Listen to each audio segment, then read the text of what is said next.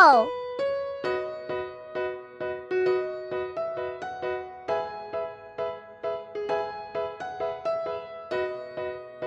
In today's video, I will tell you how to make watermark, most requested video.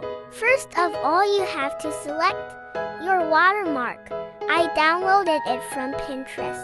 Add your channel name and then select your favorite font.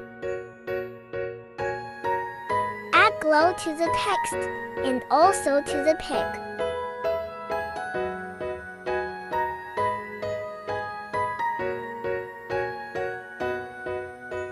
Effect name is Glow Edges.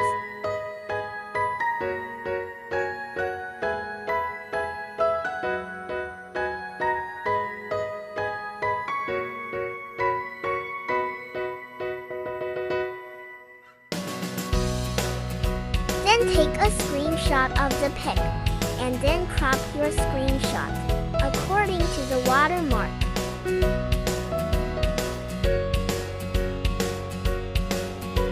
That was it for today's video.